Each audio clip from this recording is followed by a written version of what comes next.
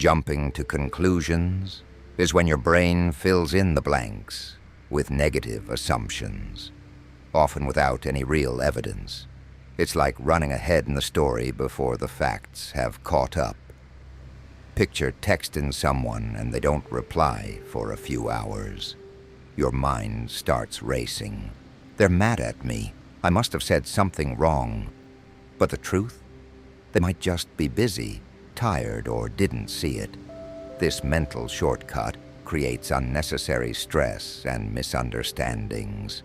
It leads to emotional reactions based on imagined scenarios rather than reality. Over time, it can damage relationships, trigger anxiety, and make you feel like you're constantly walking on eggshells. Instead of assuming the worst, try pausing. Ask yourself, what else could be true here? Giving situations the benefit of the doubt not only eases your mind, it gives others the grace they often deserve.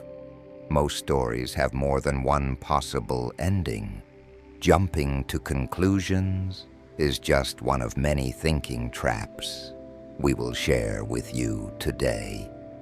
If you find these interesting, be sure to subscribe and leave a comment letting us know where you're listening from. Unrealistic comparison. This mind trap shows up when you constantly measure yourself against others, usually people at their best, on their best days, in their best moments. And somehow, you always come up short. You scroll through social media and see someone your age with a dream job, perfect skin, traveling the world. Suddenly, your own life feels like it's not enough. But here's the trick. You're comparing your behind the scenes to someone else's highlight reel. Unrealistic comparisons distort your self-worth. They ignore personal context, your story, your struggles, your growth. Over time, they fuel jealousy, shame, and a false sense of inadequacy. The only fair comparison is with your past self. Are you moving forward, learning, healing? That's what counts. Other people's success doesn't subtract from yours. Turning your focus inward builds confidence, clarity, and peace. And that's something no comparison can compete with. The Ostrich Effect is when you deliberately avoid information that might be uncomfortable or threatening, like an ostrich supposedly burying its head in the sand. It's the, if I don't look at it, it's not real mindset. Think of someone who knows their finances are messy, but avoids checking their bank account. The fear of seeing a low balance or overdue bills feels worse than the consequences of staying uninformed, so they ignore it entirely. This avoidance might offer short-term relief, but it often leads to bigger problems down the line. Ignored issues tend to grow.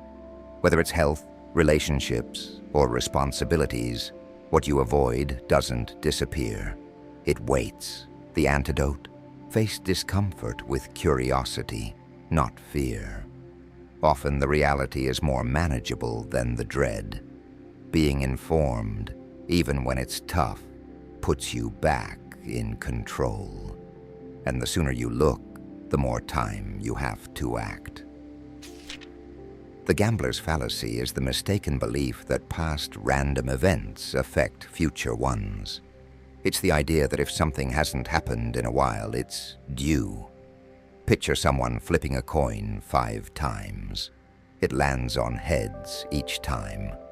Now they think, tails has to come next. But the odds are still 50-50.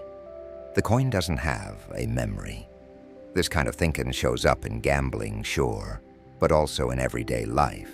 Like believing you're bound to get good news after a string of bad luck, or assuming you'll succeed this time because you've failed so many times before.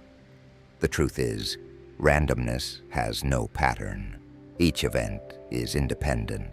Trusting the fallacy can lead to poor decisions, false hope, or risky behavior based on imaginary trends. To stay grounded, focus on logic, not streaks. The universe doesn't owe you balance, so make choices based on facts, not feelings of being due. The bandwagon effect is when you adopt beliefs, trends, or behaviors simply because others are doing it. Popularity becomes proof, so if enough people believe it, it must be true, right? Think of a new product everyone's raving about online. You're not sure it's for you, but the hype is everywhere. You start to feel like you're missing out. Before long, you're clicking buy, not because you need it, but because everyone else has it. This bias thrives in social media, politics, fashion, even finance. It pushes you to go with the crowd instead of making choices based on your own values or needs. The danger? You lose your voice. You chase trends that don't align with you. You conform before you reflect. To push back, ask, would I still want this if no one else did? Independent thinking is harder, but it's how you find what's real for you. The IKEA effect is when you place extra value on something simply because you built it, even if it's not better than the alternatives. Think of that crooked bookshelf you assembled yourself. It wobbles, the paint's uneven, but you love it. Why? Because your effort gave it meaning. This effect shows up in all kinds of places. From DIY projects to business ideas, we tend to overvalue what we've personally invested time or energy into. And while that pride can be motivating, it can also cloud our judgment. You might hang on to a failing project, resist useful feedback, or ignore better solutions just because you made this. The key is balance. Value your effort, but don't let it blind you. Ask, am I proud of the work, or just attached to the fact that it's mine? Let effort fuel growth, not ego, because sometimes the best move is knowing when to let go. The Diderot Effect is when one new purchase leads to a spiral of other spending just to match or complete the first one. Imagine buying a stylish new couch. Suddenly your old coffee table looks outdated, then the rug clashes. Before you know it, you're redecorating the whole room, all because of that one couch. This isn't about being materialistic, it's about identity. That new item makes you feel like a new version of yourself, and now everything else has to keep up. The trap? It creates a never-ending cycle of consumption. You don't just buy what you need, you buy what fits the image you're building. To resist the Diderot effect, pause and ask, am I solving a real problem or chasing a feeling? New things can be exciting, but contentment comes from valuing what you have, not constantly upgrading who you think you're supposed to be. The bystander effect is when people are less likely to help someone in need because they assume someone else will. The more people around, the less responsibility anyone feels. Imagine you see someone collapse on a busy street. Dozens of people are nearby, but no one steps in. You hesitate too, because surely someone will do something. But that same thought runs through everyone's mind, and no one acts. This bias thrives in crowds, public places, or online. It makes us passive observers instead of engaged humans. The danger? It lets emergencies escalate, and silence become complicity. Breaking the bystander effect starts with awareness. If you notice something wrong, don't wait. Don't assume. Be the one who steps forward. You're not overreacting, you're acting when it counts. Courage doesn't come from numbers. It comes from action. And sometimes, one person's voice is all it takes to break the silence. Reactance bias is the instinct to push back when you feel your freedom is being threatened. When someone says, "You have to," your brain screams, "No, I don't." Imagine being told, "You can't wear that." Even if you didn't care before, now you want to wear it, just to prove a point. That rebellious urge isn't about the thing. It's about control.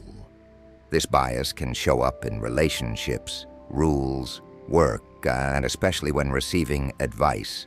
The more forceful the guidance, the more you resist, even if it's actually good for you. Reactance bias makes cooperation harder. It can cause you to reject helpful input just to protect your sense of autonomy. To move past it, pause and ask, am I rejecting this because it's wrong, or just because I don't like being told? Sometimes, the power move isn't defiance. It's choosing what serves you, even if someone else suggested it first. Black and white thinking, also known as all or nothing thinking, is a cognitive distortion where people view situations, themselves, or others in extremes. Things are either perfect or a complete failure, right or wrong, good or evil, with no in-between. This type of thinking oversimplifies complex realities and leaves little room for nuance or growth. Imagine someone who's trying to eat healthier. They slip up and have a slice of cake, then immediately think, "I've ruined everything, I'm a failure." Instead of seeing one indulgence as a small bump in the road, they view the entire effort as pointless. This mindset often leads to giving up entirely, rather than continuing with balanced progress. Black and white thinking should be avoided because it creates rigid, unrealistic expectations and can trigger feelings of shame, anxiety, or hopelessness. Recognizing gray areas and accepting imperfections helps people approach life more compassionately and make more sustainable, realistic decisions. Minimization is the tendency to downplay the importance of positive events, personal achievements, or emotional experiences. It's the quiet voice that says, "It wasn't a big deal," even when it absolutely was. Say someone gets a compliment on their work. Instead of accepting it, they respond with, "It was nothing," or "I just got lucky." By brushing off praise or success, they rob themselves of a well-earned sense of accomplishment. This habit can slowly chip away at self-esteem. When good moments are consistently minimized, it becomes difficult to build confidence or recognize progress. It also creates an imbalance, where failures feel huge and wins feel irrelevant. Breaking free from minimization starts with simply acknowledging when something good happens. That doesn't mean bragging. It means giving yourself permission to feel proud, grateful, or satisfied. Positive experiences are fuel for growth, and they deserve to be recognized as real and meaningful.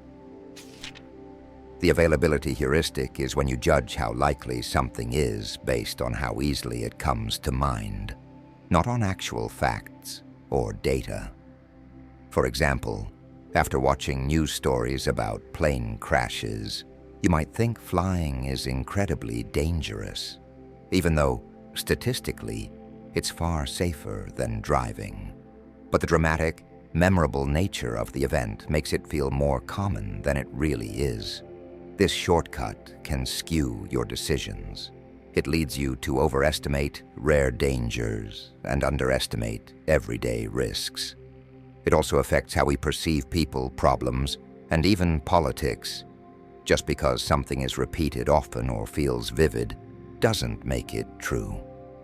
To avoid falling into this trap, slow down and ask, am I basing this on facts or just familiarity? Check the numbers, look beyond headlines. Not everything that feels common is common, and not everything that's rare should be ignored. Sound decisions require more than strong impressions.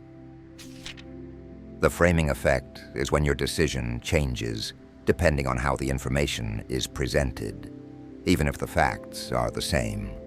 For example, imagine two labels on the same food. One says 90% fat-free, and the other says contains 10% fat. Technically identical, but most people instinctively choose the first one. Why? Because it sounds healthier. This mental shortcut can influence everything from how we vote to how we spend money. It plays on emotion and instinct, not logic. Marketing, politics, and media use framing constantly to steer choices without changing facts. Being aware of this effect makes you a smarter thinker. Ask, is this just a different way of saying the same thing? Look past the wording and focus on the core information. The better you are at spotting the frame, the better you'll be at making clear-headed, intentional decisions, especially in a world full of spin. Chauffer knowledge is when someone can talk about a subject, but doesn't actually understand it. They've memorized the words, not the meaning. It's surface-level confidence that sounds smart, but falls apart under real scrutiny. Think of someone quoting scientific studies to sound informed, but they've only skimmed headlines or watched a video. They can repeat key phrases, but if you ask them to explain, they stumble. They're like a chauffeur giving a TED talk. They've been around experts, but they aren't one themselves. This kind of thinking can spread misinformation, especially online, where sounding confident often matters more than being correct. It also blocks deeper learning, because if you think you already know something, you won't look any further. The antidote? Humility and curiosity. Ask questions, admit what you don't know. True understanding isn't about repeating answers, it's about exploring them. And the smartest people are often the first to say, I'm not sure, let's find. The contrast effect is when your judgment of something is distorted by what came before it. You don't just see things for what they are, you see them in comparison to something else. Picture trying on a $1,000 jacket, then a $200 one. The second jacket suddenly feels like a bargain, even if it's still overpriced. The first item sets a mental anchor that shifts how you perceive the next. This bias shows up in shopping, relationships, job interviews, almost anywhere. Someone can seem more qualified or attractive just because they followed someone less impressive. Or the opposite can happen, and a decent option feels underwhelming because it followed something flashy. To resist the contrast effect, ask, how would I feel about this on its own? Strip away the comparison. When you judge things in isolation, you make more rational choices and avoid getting swayed by the illusion of better or worse. Overgeneralization is a cognitive distortion where a single negative event is seen as a never-ending pattern of defeat. It's when someone applies one experience too broadly, assuming that what happened once will always happen again. For example, imagine someone who gives a presentation at work and gets nervous, stumbling over a few words. Instead of viewing it as a one-time mishap, they think, I'm terrible at public speaking. I always mess up. That belief might stop them from volunteering again, holding them back from growth and opportunity. This type of thinking should be avoided because it turns isolated incidents into sweeping conclusions, reinforcing negative self-beliefs. It discourages resilience and learning by making failures seem permanent. Challenging overgeneralization means learning to see events in context, recognizing that one bad experience doesn't define all future outcomes. Life isn't a pattern of absolutes, and treating it that way limits confidence, curiosity, and growth. Disqualifying the positive. This mind trap convinces you that the good stuff doesn't count. Compliments, luck, success, a fluke, achievements, not a big deal. You filter out anything positive and dismiss it as invalid. Imagine someone tells you, "You did a great job on that presentation." But instead of accepting it, you respond, "I stumbled at the end," or "They're just being nice." The praise slides right off. You don't let it stick. Over time, this thinking reinforces low self-esteem and keeps confidence from taking root. Even when things go right, your brain argues against it. That makes it hard to grow, feel proud, or stay motivated. To shift this habit, start pausing before rejecting compliments or successes. Ask, what if this is actually true? Let the good land. You're allowed to feel proud, to acknowledge progress, and to celebrate wins, even if they're small. You don't have to earn every moment of joy with perfection. Mind reading is when you assume you know what someone else is thinking, without any real evidence. You don't just guess their thoughts. You believe your assumptions as fact. Picture this. You walk past a coworker, and they don't say hello. Immediately, your brain goes, "They're mad at me," or "I must have done something wrong." But maybe they were just distracted or having a rough day. Still, your mind fills in the blanks with a negative story, and it feels real. This mental habit is damaging because it creates tension in relationships, anxiety in social situations, and unnecessary guilt. It leads us to react to imagined problems and prevents healthy communication.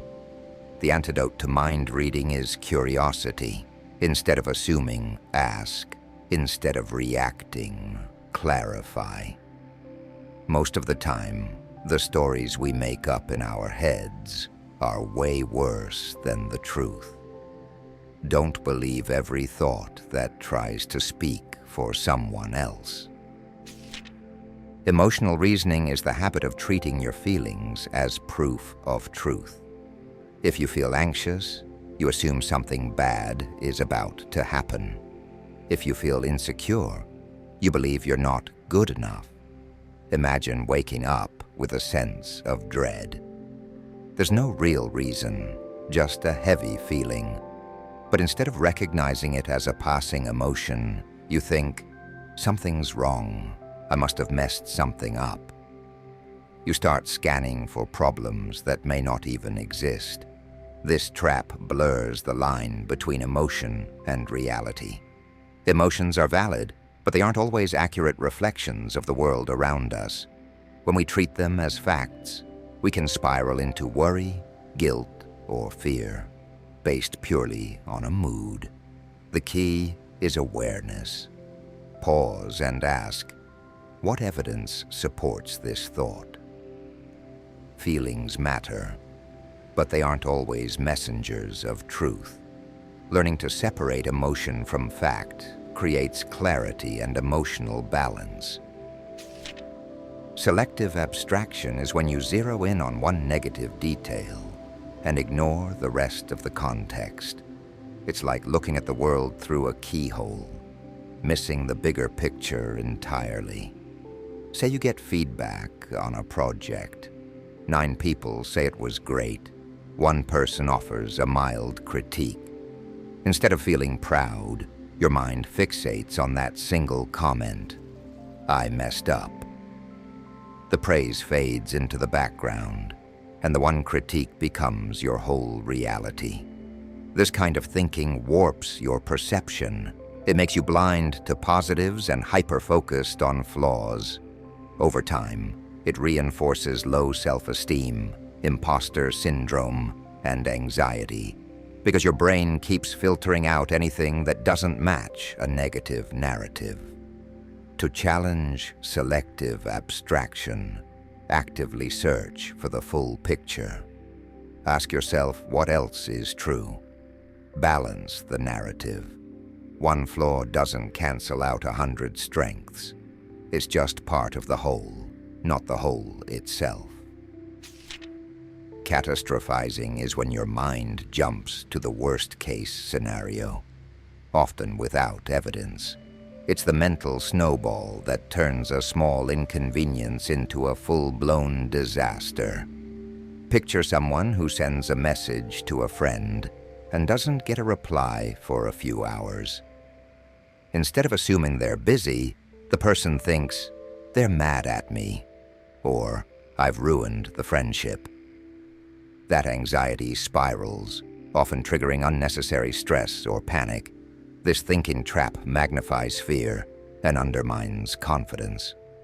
When everything feels like a looming catastrophe, even simple tasks can become overwhelming. It also puts your nervous system into overdrive, leading to burnout or avoidance. To break the cycle, practice grounding in reality. Ask, what's the most likely outcome, rather than what's the worst that could happen. Reining in catastrophic thinking creates space for rational responses and a calmer, more manageable view of life's challenges. Self-blame is the mental habit of holding yourself responsible for everything that goes wrong, even when it's clearly not all on you. Say your partner comes home in a bad mood. They're short with you, quiet, distant. Without any explanation, your mind jumps to, "I must have done something. I probably upset them." You take on the burden of their emotions, even without evidence. Over time, this pattern erodes self-worth. It creates a loop where you're constantly apologizing, over-explaining, or trying to fix things that aren't yours to fix. It can also make you an easy target for manipulation or emotional exhaustion. While taking accountability is healthy, self-blame goes further. It assumes guilt as the default. Breaking this pattern means asking, what part of this am I actually responsible for?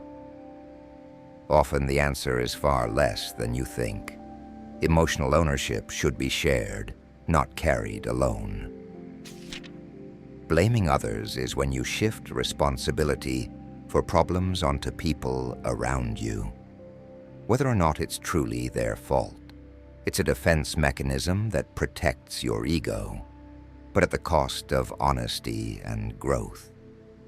Imagine consistently being late to work, but instead of acknowledging your own time management issues, you think, "Traffic's always terrible," or "My partner took too long in the bathroom."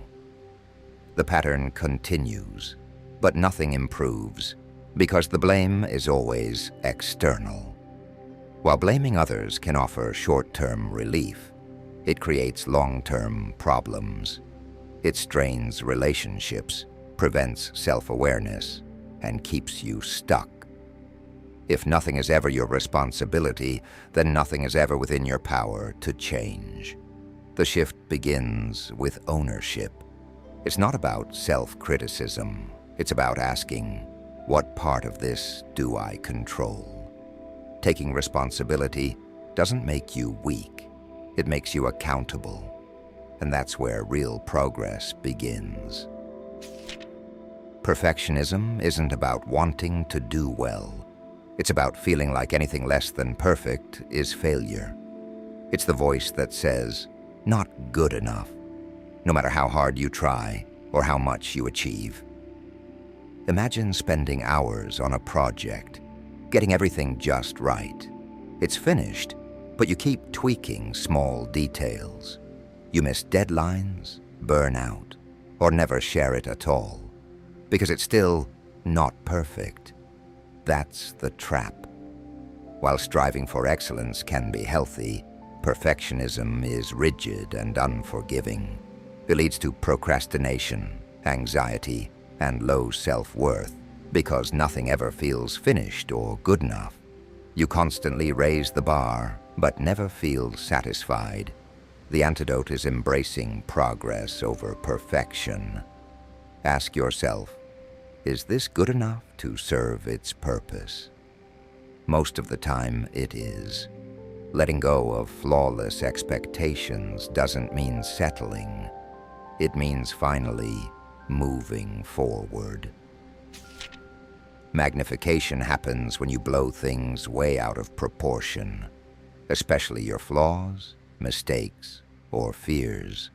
Small problems suddenly feel enormous, and minor slip-ups feel catastrophic. Let's say you're in a meeting and forget one small point you meant to say. Hours later, you're still fixating on that moment, thinking, I completely messed it up, even though no one else noticed. That's magnification at work, zooming in so far on one detail that you lose sight of the full picture. This kind of thinking feeds anxiety and insecurity. It turns manageable situations into overwhelming ones and can lead to avoidance, burnout, or even depression. It also erodes confidence because your mind is constantly inflating the negatives. The key to challenging magnification is perspective. Ask yourself, will this matter tomorrow, next week, in a year? Zoom out. Remind yourself of the bigger picture, and don't let one moment define the whole story. Labeling is when you reduce yourself or someone else to a single, often negative word. Instead of saying, I made a mistake, you say, I'm a failure. It's not just judgmental, it's identity shaping. Let's say you bomb a test. Instead of seeing it as one bad day or an opportunity to improve, your brain declares, I'm stupid. That one moment becomes your entire narrative. Labeling is harmful because it freezes growth. It turns temporary setbacks into permanent definitions. Once you adopt a harsh label, everything you do starts to fit that mold. Because you're not just failing, you've decided that's who you are. To undo this trap, shift your language. Describe the behavior, not the identity. I made a mistake allows room to learn. I'm a screw-up doesn't. You are not your worst moment, and the words you choose to describe yourself can either trap you or set you free. Fortune-telling is when you predict the future and assume the worst will happen. The tricky part? You treat that guess like a fact, even if there's no real evidence to support it. Say you're preparing for a job interview. You haven't even stepped into the room yet. But your brain says, they're not going to like me. I'll mess it up. What's the point? That belief shapes your mood, body language, and confidence before anything has even happened. This trap feeds anxiety and prevents opportunity. It convinces you to avoid things, sabotage yourself, or stay stuck because failure feels guaranteed. The key to breaking it is curiosity. Ask, what do I know and what am I just assuming? The future's uncertain, yes, but that also means it could go better than expected. When you stop writing the ending before the story begins, you give yourself a real chance to grow. Filtering is when your brain acts like a strainer, letting the positives slip away and holding on tight to the negatives. Even in a good day, one awkward moment can feel like it ruined everything. Imagine getting 5 compliments and 1 mild critique. Instead of feeling appreciated, your mind fixates on the one negative thing. It plays on repeat. While the kind words are forgotten, this mental habit is exhausting. It colors your memory, affects your mood, and slowly convinces you that things are worse than they really are. Over time, it can fuel anxiety, low self-esteem, and hopelessness. To challenge filtering, you don't have to ignore problems. You just have to let the positives in, too. Ask yourself, what else happened that was good?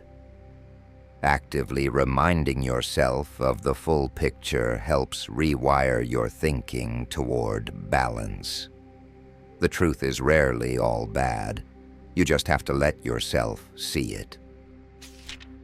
Inability to close doors. This mind trap shows up when you're afraid to commit because choosing one path means letting go of others. You keep every option open, hoping to avoid regret. But in the process, you feel stuck. Imagine someone offered you a great job, but you hesitate. What if something better comes along?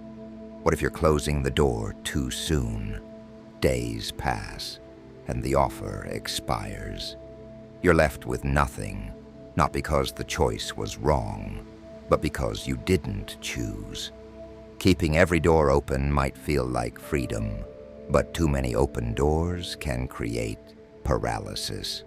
Constantly fearing the road not taken can rob you of the benefits of the one you could walk. The solution? Accept that closing doors is part of moving forward. Not every opportunity needs to stay available. Growth often comes from choosing, committing, and learning along the way, not endlessly hovering at the crossroads. Action bias is the impulse to do something, anything, just to feel in control, even when waiting or doing less might be wiser. Imagine you're leading a team and hit an unexpected problem. Instead of pausing to assess, you rush to implement a solution just to show decisiveness. But that hasty action backfires, creating more issues than it solved. We're wired to equate movement with progress. Sitting still feels passive or lazy, especially in high-pressure situations. But action for action's sake can lead to burnout, poor decisions, or unnecessary complications. The truth is, thoughtful inaction is often more strategic than impulsive effort. Ask yourself, am I acting out of clarity or anxiety? Sometimes, taking a breath is the most productive step. Slowing down isn't the same as giving up. It's how you make room for better choices. The Zelgarnik Effect is the tendency to remember unfinished tasks better than completed ones. Open loops stick in your brain, nagging you until they're resolved. Think about writing an email but getting interrupted before sending it. Hours later, you're still thinking about it, even though you've done 10 other things since. That lingering sense of incompletion steals mental space and focus. This effect can be useful. It's what motivates us to finish things. But when you're juggling too many open tasks, it creates mental clutter, anxiety, and sleep disruption. Your brain keeps tugging at all the things left hanging. The fix? Close loops intentionally. Make a checklist. Break tasks into manageable parts. Even writing things down can give your brain permission to let go for now. Productivity isn't just about getting more done. It's also about freeing up space in your mind to think, rest, and breathe. The Endowment Effect is the tendency to overvalue something just because you own it, even if it's no better than any alternative.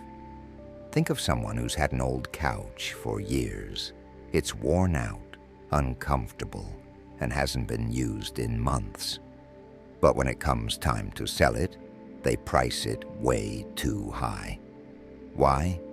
Because it's theirs. Ownership adds emotional value that skews logic. This bias can impact everything from relationships to finances. People hold on to stuff they don't need, reject better offers, or make irrational choices, all because they feel a personal attachment. Being aware of the endowment effect helps you evaluate more objectively. Ask yourself, would I buy this today at this price? Or would I still choose this if I didn't already have it? Sometimes, the hardest part of letting go isn't the loss. It's realizing how much meaning we've projected onto the things we own. Survivorship bias happens when we focus only on the successes and ignore the failures, usually because the failures are invisible or forgotten. Think about famous entrepreneurs who dropped out of college and became billionaires. It's tempting to think, I should do that too. But we rarely hear about the thousands who dropped out and didn't succeed. We see the survivors, not the full picture. This bias leads to distorted thinking. It makes risky paths look safer than they are and creates unrealistic expectations for success. It also causes us to overlook the lessons hidden in failure. To counter this trap, ask, what am I not seeing? Look for the missing data, the stories that never got told. True wisdom comes from understanding both what worked and what didn't. When we only study success, we get a skewed map. But when we study everything, we get real insight. The spotlight effect is the feeling that everyone's watching you, noticing every mistake, every awkward moment, every flaw. But in reality, most people are too focused on themselves to notice you at all. Imagine tripping on a curb while walking down the street. You instantly feel embarrassed, like the whole world saw it. But most people didn't even look up or forgot about it within seconds.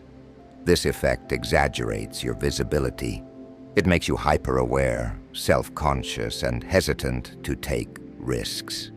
You might avoid speaking up, trying new things, or being yourself because you fear imagined judgment. But here's the truth. You're not under a spotlight. Everyone is living in their own mental world. Once you realize that, the pressure lifts. You can be imperfect, loud, messy, and still be fine. Life is easier when you stop assuming you're the main character in everyone else's story. You aren't. And that's freeing. Hindsight bias is the belief that you knew it all along, after the outcome is already clear. It tricks your brain into thinking past events were more predictable than they actually were. Say your friend breaks up with their partner, and you think, I always knew that would happen. But did you? Or is your brain rewriting the story now that you know the ending? This bias gives us a false sense of clarity. It makes us overconfident in our judgment and critical of others for not seeing it coming.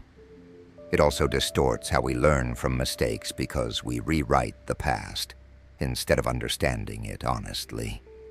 To overcome hindsight bias, pause and ask, would I have really predicted this? Revisit what you actually knew at the time. Real wisdom isn't about seeing the future. It's about admitting when you didn't.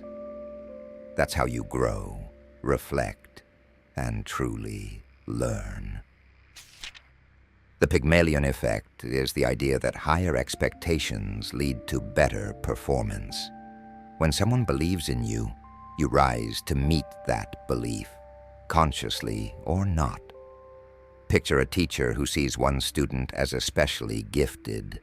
They give them more attention, encouragement, and opportunities. The student thrives, not just because they were talented, but because someone expected them to be. It's a powerful loop. Belief shapes behavior, which influences outcomes, which reinforces the belief. But this effect works both ways. Low expectations can drag someone down, even when they're fully capable. Doubt, when projected onto others, can become a self-fulfilling prophecy. The takeaway? Expectations matter. The way you view others, and yourself, can either empower or limit growth. When you assume potential, you help create it. So choose belief. It costs nothing, but it might be the reason someone becomes who they were always meant to be. The curse of knowledge is when you forget what it's like to not know something. Once you understand a concept, it becomes hard to imagine what it was like before you got it. Picture explaining how to drive a car. You say, just ease off the clutch. But to a beginner, that phrase is meaningless. They don't even know where the clutch is. You've skipped the beginner steps because you can't unsee what you already know. This bias shows up in teaching, leadership, communication, anywhere we assume others are on the same page. It leads to confusion, frustration, and poor guidance. To fight it, slow down. Ask yourself, what would this sound like to someone brand new? Break things down, use plain language. The best communicators aren't the ones who sound smartest. They're the ones who remember what it's like to not understand, and bridge that gap with clarity and patience. The ambiguity effect is when you avoid making a choice because the outcome feels uncertain, even if it could be the better option. Imagine choosing between two restaurants. One has tons of reviews, the other has none, but could be amazing. Still, you pick the familiar one. Why? Because uncertainty feels riskier than it really is. This mental shortcut keeps us in our comfort zones. We stick with what's known, even when it holds us back. It shows up in relationships, careers, investments, you name it. The unknown feels dangerous, so we don't even give it a chance. But the truth? Every new opportunity starts with ambiguity. If you wait for total certainty, you'll wait forever. To push past this bias, reframe the unknown. Instead of seeing it as a threat, view it as potential. Sometimes the best things live behind a little uncertainty, and the only way to discover them is to lean in, not avoid. The unity principle is the tendency to favor people, ideas, or actions that feel like part of us. It's the psychological pull of belonging, and it's powerful. Think about sports teams, political parties, or even brand loyalty. You feel connected to one side, and suddenly everything they do feels smarter, better, more right, while the other side is always wrong. This mindset creates group cohesion, but it also creates blind spots. It can lead to echo chambers, tribal thinking, and division. When identity gets tied too tightly to group loyalty, it becomes harder to question your own side or empathize with someone else's. To keep unity from becoming bias, pause and ask, am I judging this based on merit, or just because it's from my group? Belonging is human, but critical thinking is essential.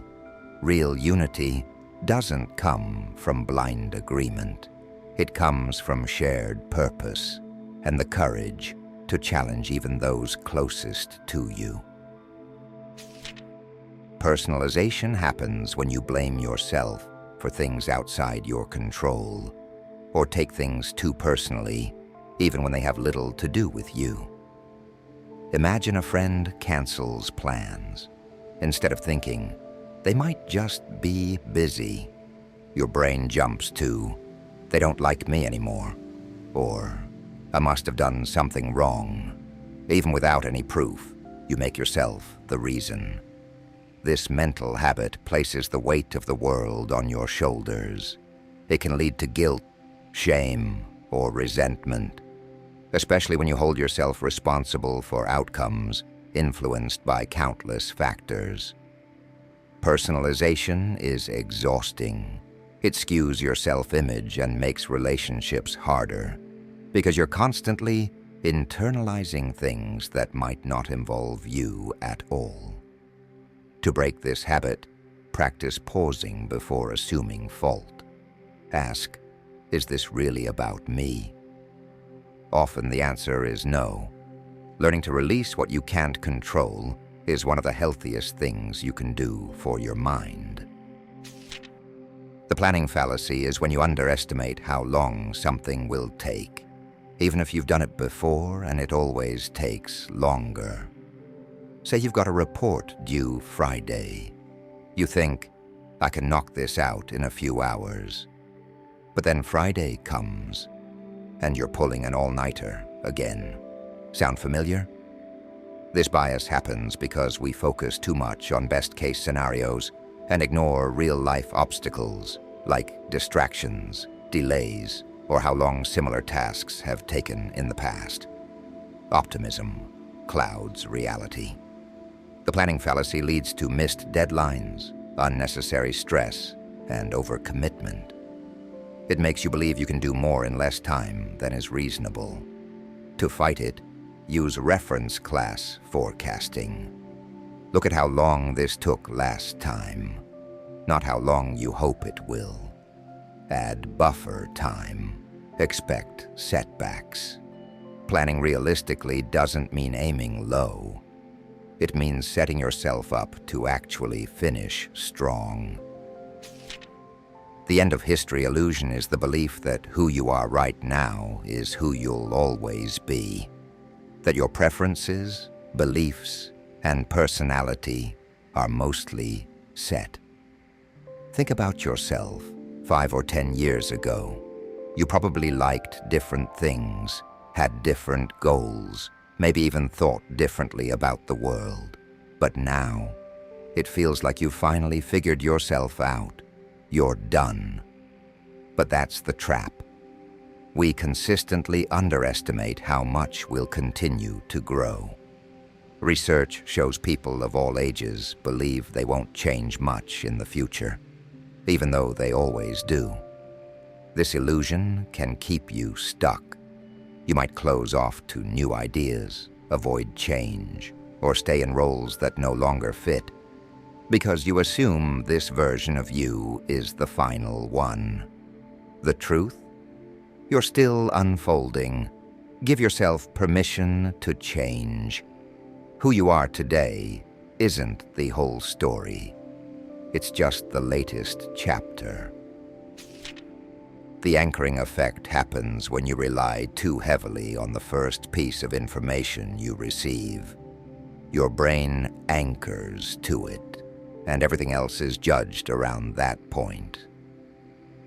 Imagine you're shopping for a jacket. The first one you see is $500. Then you find one for $200. Suddenly, that second jacket feels like a steal, even if it's still overpriced. The first price anchored your expectations.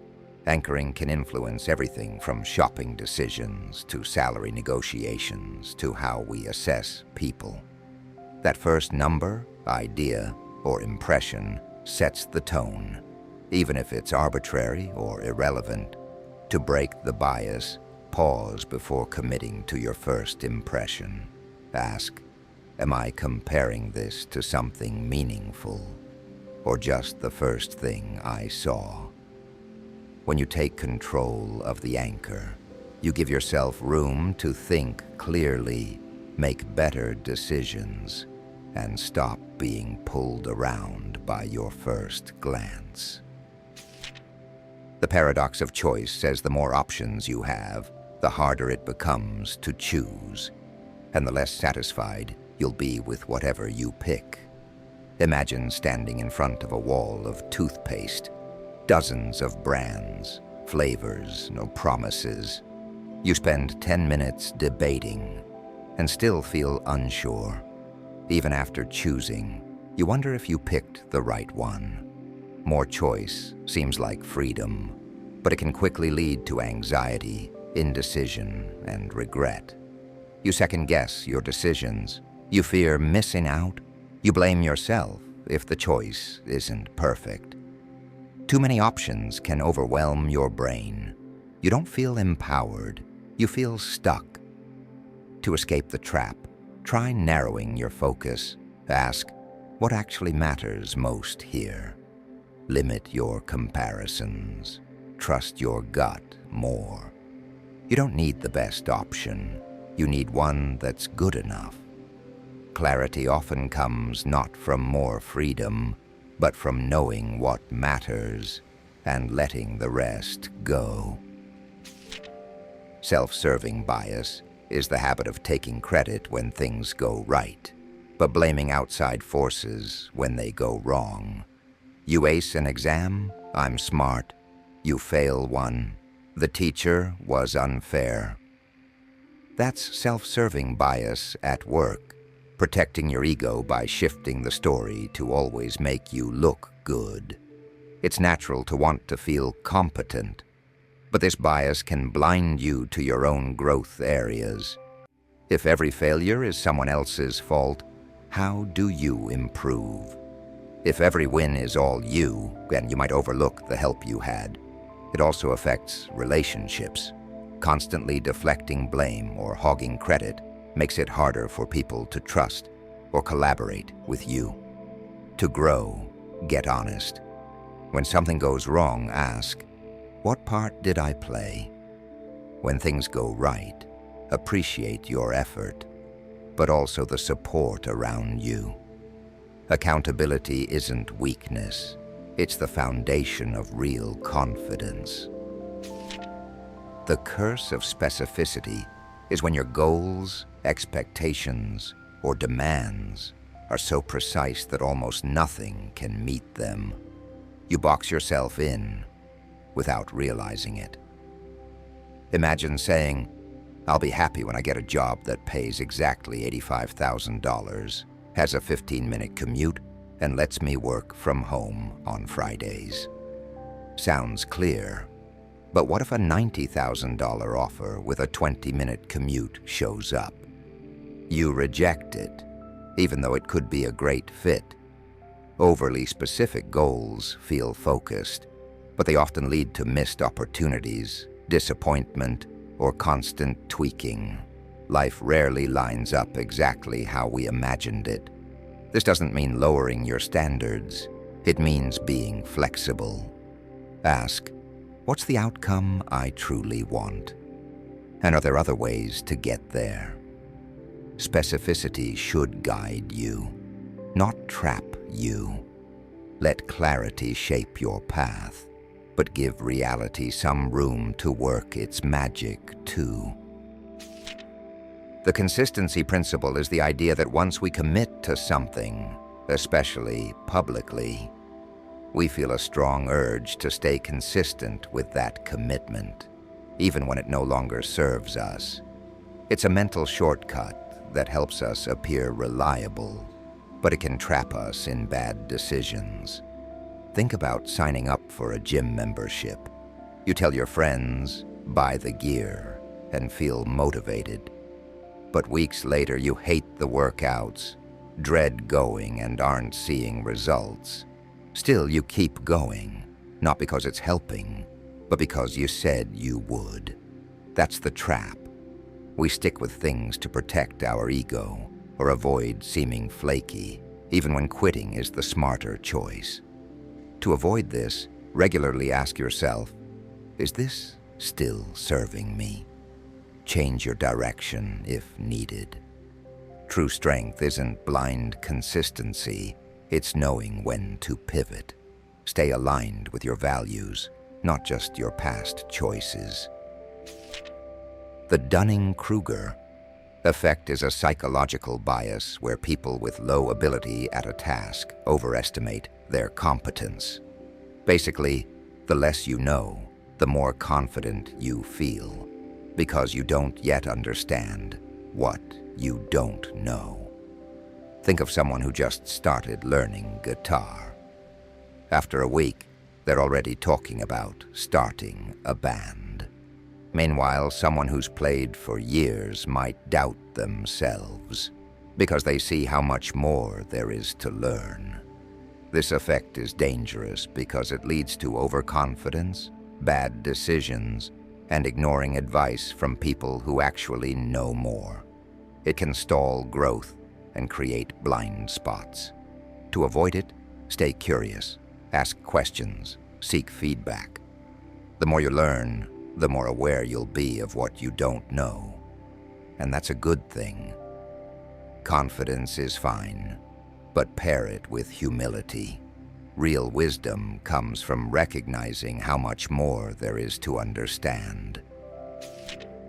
Loss aversion is the psychological tendency to fear losses more than we value gains. In simple terms, losing $50 feels worse than gaining $50 feels good, even though the amount is the same. Imagine selling something online. You get a $100 offer but hold out for $120 because you don't want to lose out.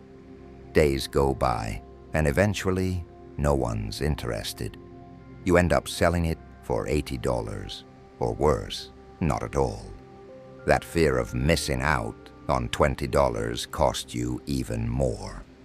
Loss aversion keeps us stuck, whether it's in bad relationships, jobs we've outgrown, or investments we should have pulled from. We're more focused on avoiding regret than making progress. To beat it, flip the script. Instead of asking, "What will I lose?" ask, "What could I gain by letting go?" Recognize that avoiding loss is not always the same as making a good decision. Growth requires risk.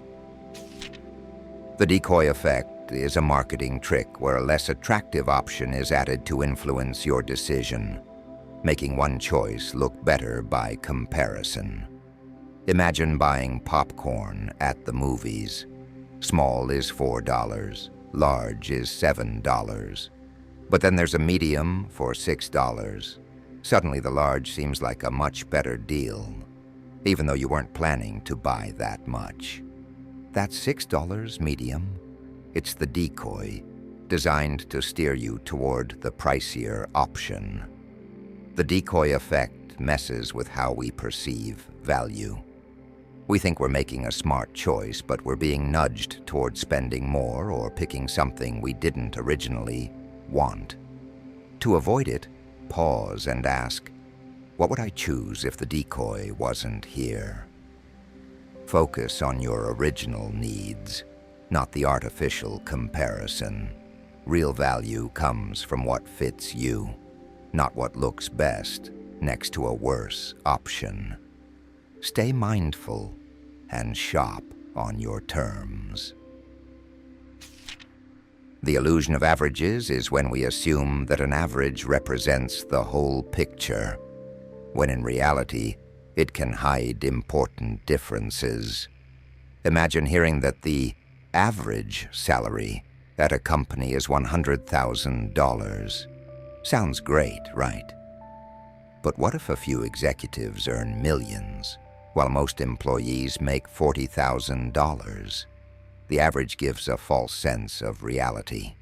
It doesn't show the full distribution, just a middle point that may not reflect your likely experience. This illusion shows up everywhere. Test scores, health stats, even user reviews. Relying on averages can lead to bad decisions, false expectations, and unfair comparisons. To avoid it, dig deeper. Ask, what's the range? The median, how is this spread out? Averages are just one lens, helpful, but incomplete. Be curious about the context behind the number. Real understanding lives in the details, not the summary. Don't let a single number tell you the whole story.